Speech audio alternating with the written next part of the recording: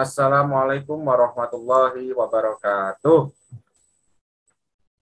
Waalaikumsalam. Waalaikumsalam. Selamat malam.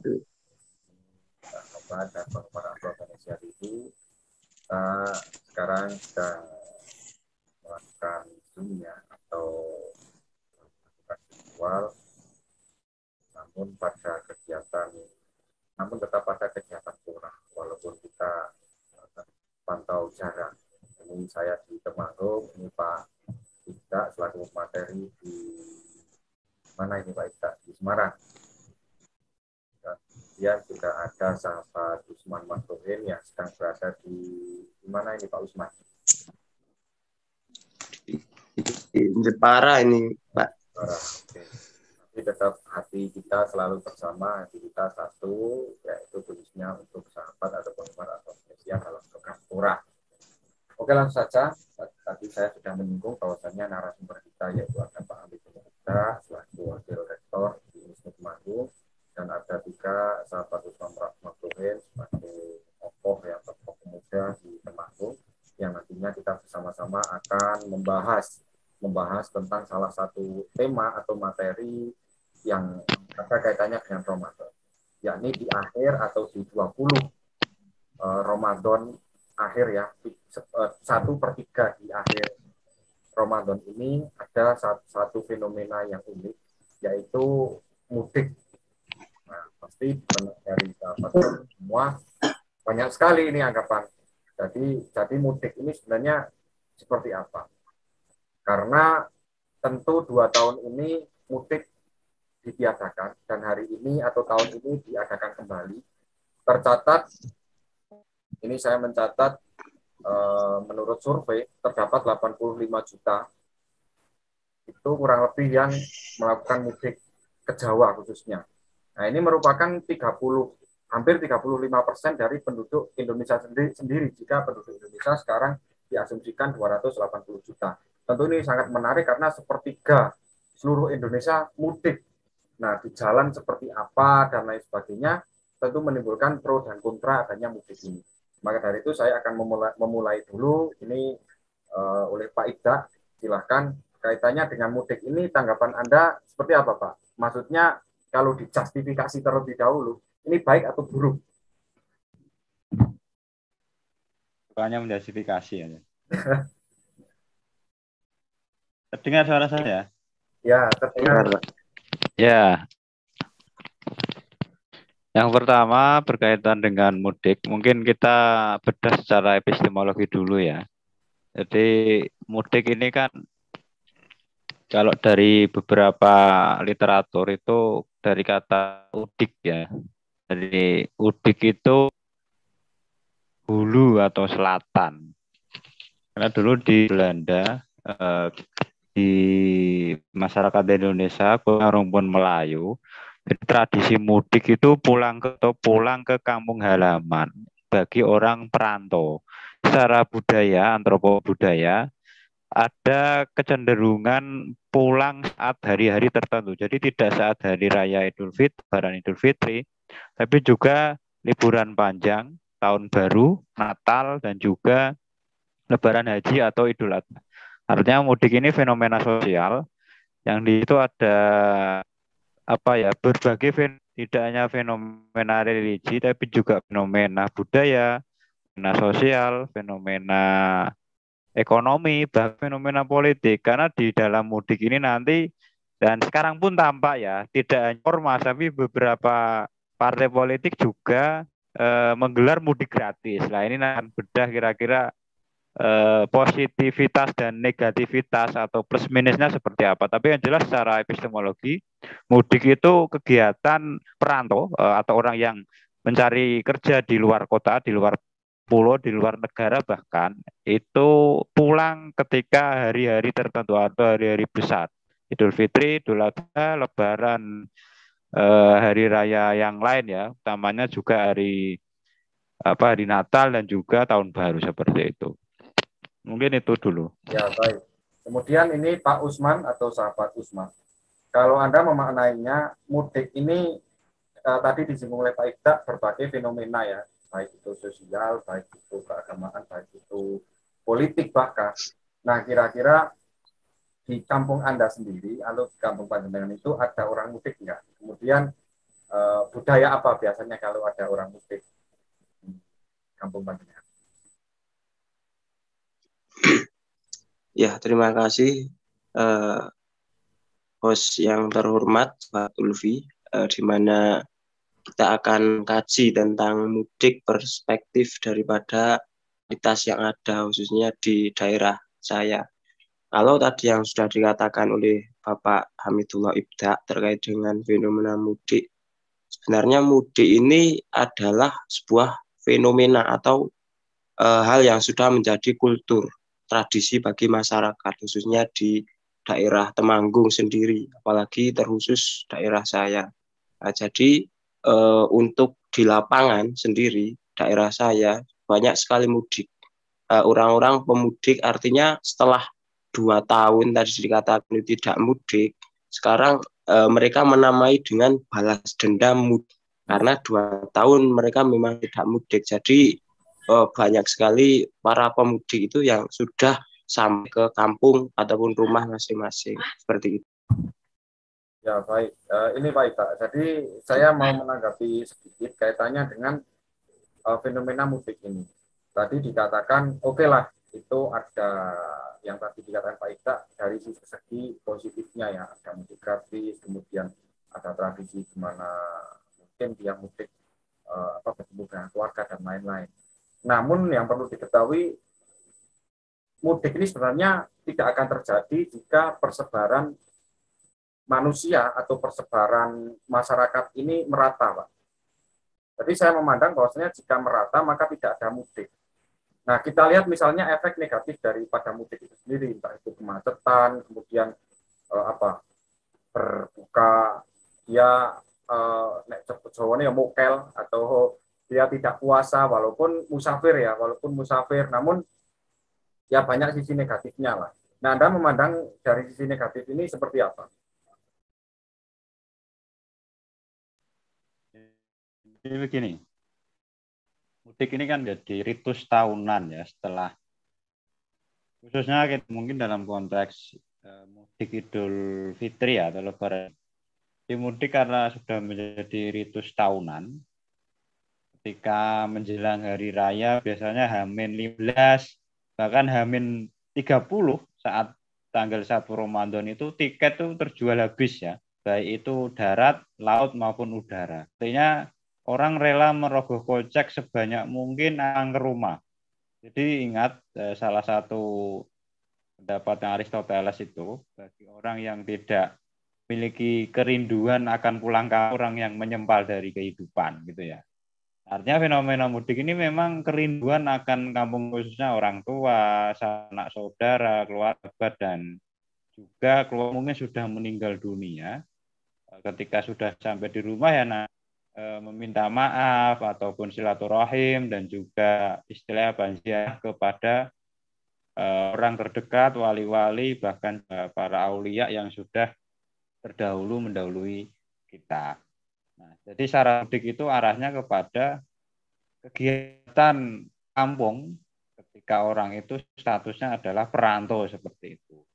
Nah, adapun ketika kita pandang dari sudut sudut pandang yang lain, utamanya misalnya dari sisi ekonomi, sebenarnya mudik ini menguntungkan berbagai pihak. Pertama adalah layanan jasa ya. Saya yakin para agen travel, kemudian PT KAI dan juga kapal kendaraan udara tentu akan naikannya lebih hari-hari biasanya. Namun ketika dihadapkan dengan kondisi lalu lintas, karena saya pernah menulis itu di sebuah koran wawasan kalau fenomena mudik itu memang antara kehidupan dan kematian karena banyak sekali yang meninggal saat mudik, bahkan ada melahirkan jalan.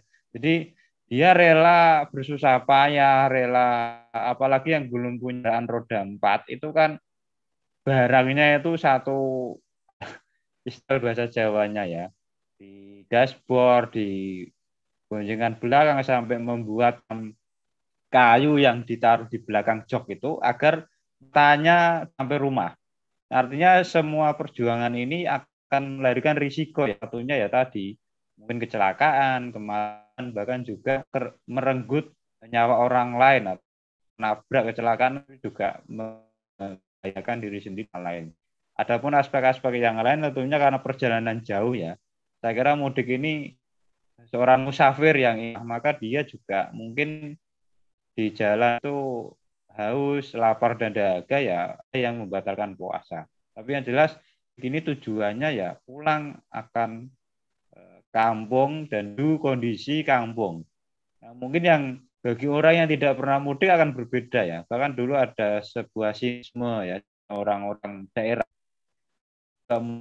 gitu ya. Artinya orang yang nggak mudik itu nggak pernah merasakan betapa susahnya, betapa beratnya, betapa di jalanan. Karena saya juga perantau dan tiap tahun 2 tahun ini nggak mudik ya. Nah, artinya ini juga menjadi apa ya fenomena 2 tahun tertunda khususnya PNS P3K itu hari-hari ini kan hari-hari di mana dia bisa merayakan Lebaran Idul Fitri bersama keluarga ketika mudik sudah dibolehkan bahkan sudah vaksin yang ketiga booster. Jadi saya kira fenomena ini mendukung baik itu kehilangan nyawa, kecelakaan, bahkan kecopetan di jalan ya dan seterusnya karena fenomena ini juga berkaitan dengan orang lain ya karena tidak hanya kegiatan tapi juga sudah menjadi hajat nasional. Bahkan memang ini menjadi tugas Kementerian Ketenagakerjaan, Kementerian Perhubungan, Kepolisian. Karena di setiap titik di daerah kabupaten kota pasti ada ya posko mudik. Nah ini tentunya berpartisipasi atas fenomena atau kegiatan mudik setiap tahunnya.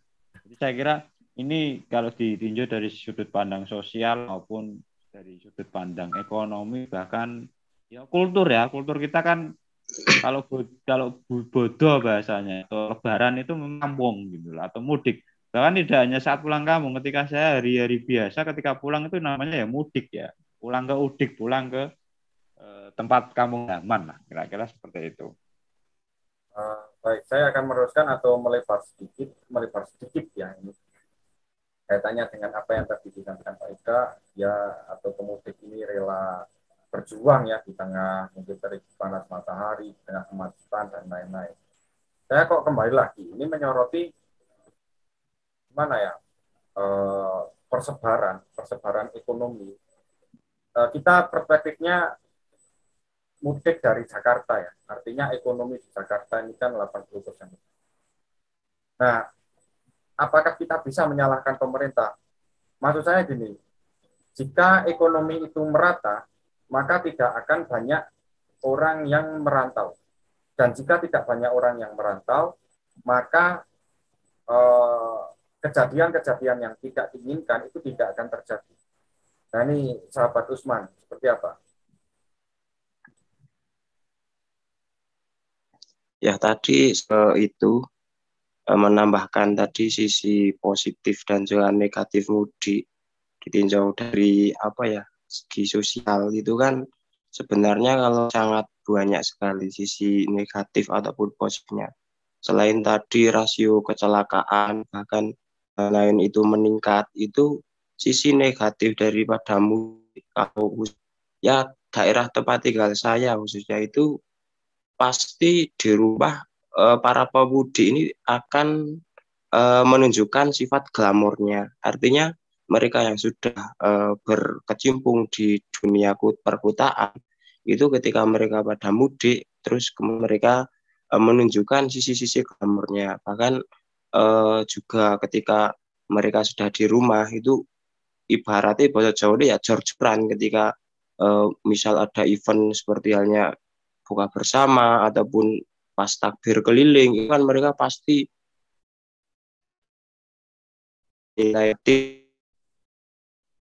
sisi positifnya pun juga banyak sekali ya selain tadi bertemu dengan sanak famili dan juga keluarga lebaran di rumah dan lain itu merupakan salah satu daripada sisi positifnya.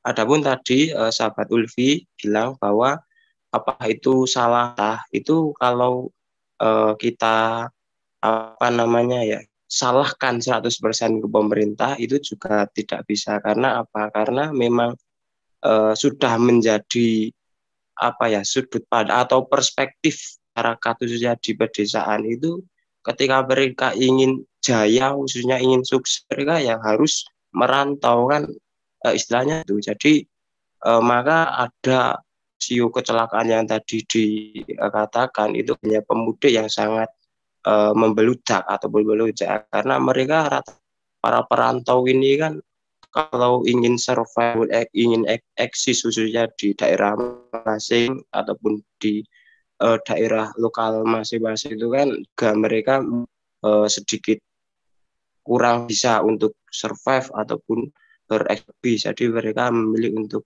mudik ya begitu. Kaji dari sudut pandang analisis ya, analisis pribadi. Kemudian ini saya terakhir Pak Ida, fenomena mudik ini kan selain bersilaturahmi, kemudian bertemu sanak keluarga, saling memaafkan tradisi itu, kemudian berkunjung ke tetangga, kemudian halal bihalal bersama keluarga dan lain-lain. Ada satu yang ingin saya tanyakan, Pak. Apakah fenomena mudik ini juga dia apa ya istilahnya merasa rindu dengan tanah di mana dia dibesarkan, Pak? Nah, kira-kira jenengan sebagai perantauan ini merasakan itu atau tidak? Ya, memang gini ya. Ini sebenarnya bisa mengarah ke desa ataupun berkaitan dengan ilmu desa lah ya, atau sejarah desa ya, antropologi desa ya. Sebenarnya orang merantau itu tujuannya jelmi ya. Jadi dia merasa bahwa budi ekonomi di masyarakat lokalnya, desanya, kabupaten kotanya itu dianggap tidak mencukupi karena ya lapangan pekerjaan semakin menipis, dia di rumah misalnya tani, bercocok tanam, dan juga mungkin sebagian ya nelayan di Pantura misalnya. Dan ini dianggap ya nek budaya masyarakat menyebut tidak hanya di Jawa ya. Di luar daerah saja Sumatera Barat, Minangkabau itu kan tradisinya memang mudik ya. Sehingga banyak sekali ya, itu bertebaran di mana-mana, ribuan, bahkan di luar negeri. Artinya membuktikan bahwa masyarakat dengan keluar ke daerah itu ada perputaran ekonomi. Karena di kota tahu sendirilah, uang itu mudah didapat, tapi juga kos hidup juga, living cost-nya itu juga mahal. Nah ini kan membuktikan sebenarnya di desa dan di kota itu tidak ada bedanya gitu loh. Karena pendapatan semakin tinggi, pengeluaran pun sama. Sedangkan di desa pendapatan ya segitu-segitu aja. Cuman kos hidupnya kan serba murah. Bahkan untuk kehidupan sehari-hari itu bisa ditopang dari hasil-hasil bumi, hasil tani, hasil laut gitu loh. Bahkan minta ke tetangga pun bahasanya itu masih bisa gitu ya ketika cabai ataupun sambelnya habis gitu ya kira-kira. Nah yang jelas ketika orang sudah lama di perantauan, dalam arti perantauan itu memang ada kalanya satu momen dia hanya berpikir bertahan di perantauan hanya untuk bisa menghidupi diri. Tapi begitu yang kedua, ketika sudah ada pekerjaan tetap, kemudian nyaman dan juga memang hidup saya di sini pikirannya ya, rezeki saya di sini, maka dia menetapkan diri untuk hijrah dan menetap di tempat tinggalnya. Meskipun di dalam momen-momen tertentu dia berinvestasi di daerah, seperti contoh yang dilakukan para pekerjaan migran Indonesia, PMI maupun buruh migran Indonesia, BMI ya, istilah lain dari TKI ya. Nah tentu siapa saja yang melakukan budaya atau tradisi merantau ini ya sangat rindu akan kampung halaman ya. Dia di sana ada memori yang terpendam saat dia kecil, bersanda, bergurau, beraktivitas dengan keluarga, dengan saudara, teman-teman kecil, dan seterusnya.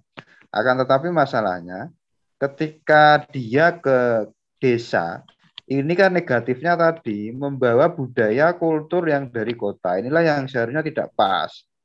Ketika nanti malam takbir misalnya, dia menjadi bos dengan teman-temannya membelikan minum-minuman keras misalnya, atau kegiatan lain lah yang intinya negatif seperti itu. Tidak hanya saat malam takbir ya, tapi juga nanti saat kegiatan reuni. Reuni itu bukan ajang silaturahim, bukan ajang melepas rindu bersama sahabat-sahabat dulu di SMA, MA, dan seterusnya, tapi ajang untuk pamer kekayaan. Nah, ini mungkin yang harus dihindari. Bahkan saya sangat malas sebenarnya ketika agenda reuni itu sebenarnya hanya pamer harta, pamer kendaraan, pamer apa cerita-cerita kesuksesannya di kota. Kalau kita di desa ya sudah, kita menikmati, kita jadi orang desa lah gampangannya. Karena kita lahir di desa. Dan tentunya ini sudah digagas pemerintah zaman dulu atau pemimpin-pemimpin dulu ya, bahwa kita itu kalau Pak Bibit ya dulu itu Bali Desa bangun desa. Artinya kalau semua orang merantau, nah ini kan repot. Yang desa nanti tinggal orang-orang itu saja. Yang meneruskan desa siapa? Yang mengurus sawah, ladang, tambak, nanti yang menjadi nelayan siapa? Makanya ini juga nanti pasca kita harus juga berpikir pasca Lebaran, pasca mudik ini apa yang terjadi? Salah satunya adalah adanya lonjakan urbanisasi para perantau baru. Karena nanti para perantau ataupun pemudik yang sudah ke desa ini kebanyakan membawa sanak saudaranya ke kota lagi. Nah, ini kan akan menambah jumlah masyarakat di kota itu semakin sesak ya. Dan apa namanya nanti persaingan pun juga akan ketat. Nah, sebenarnya inilah yang harus direm budaya-budaya ataupun tradisi kurang baik di masyarakat. Biarlah yang di desa itu tetap di desa, membangun desa, dan orang desa itu tidak kehilangan orang yang pintar, gampangnya gitu ya. Orang yang peduli dengan lingkungan sawah dan budaya masyarakat setempat. Saya kira pemudik ini juga harus tahu diri ya. Ketika sudah pulang ya sudah, kita melepas rindu ya sudah, apa namanya, lama nggak pulang ya sudah, nggak usah membawa para pemudik baru atau para perantau baru ke kota. Karena nanti kalau semuanya ke kota ya juga akan repot. Nanti yang di desa siapa gitu, masa mbah-mbah yang menghidupkan musola, masjid, langgar ya. Tidak ada pemuda lagi. Apalagi sekarang banyak sekali isu ataupun fakta orang itu memang menghidupkan lokalitas desa karena lokalitas itu lebih bernilai, lebih seksi seperti itu. Jadi saya kira pemuda ke depan harus bisa melihat potensi ini ya, bagaimana menumbuhkan kearifan lokal, kecerdasan lokal maupun pengetahuan lokal yang harusnya memang bisa menghidupi masyarakat setempat, khususnya pemuda yang harus kreatif. Kan sekarang banyak ya, YouTuber itu bukan orang kota, itu orang-orang desa semua yang memang kontennya konten lokal. Misalnya seperti itu. Ini kan mereka nggak perlu menjadi perantau, nyatanya sukses. Nah, coba semua kampung jadi kampung YouTuber. Misalnya ini ya, yang tentu akan menarik perhatian dan menekan angka urbanisasi ke kota atau angka menjadi perantau, dan tentunya desa itu lebih makmur. Jadi saya kira itu ya respon atas fenomena mungkin yang menjadi kebiasaan para perantau ketika mudik itu membawa hal-hal, dan pasca Lebaran, pasca mudik akan membawa pemuda baru, perantau baru ke kota. Nah, saya kira ini kurang tepat ya, karena pemerintah juga sebenarnya sudah memberikan banyak potensi di berbagai tempat, ada keterbukaan seleksi-seleksi perangkat desa misalnya, atau seleksi posisi-posisi tertentu pendamping desa dan seterusnya, ini juga agar masyarakat itu tidak tergoda dengan silonya kota lah, karena saya sendiri juga sudah ya ber-12 tahun di kota ya gitu-gitu saja kok gitu. Artinya yang di desa itu juga gak kalah sukses gitu loh. Ya. Sukses ekonomi gitu loh maksudnya. Mungkin itu sih. Oke, baik, terima kasih ini Bapak Amin Bata dan Bapak Usman Makturin yang telah bergabung dalam fora kali ini. Semoga kita dapat bergabung atau bertemu kembali di fora-fora yang selanjutnya. Demikian, semoga dapat bermanfaat bagi kita semua. Saya Eri, wallahu muwaffiq ila aqwamit. Wassalamualaikum warahmatullahi wabarakatuh. Waalaikumsalam warahmatullahi wabarakatuh.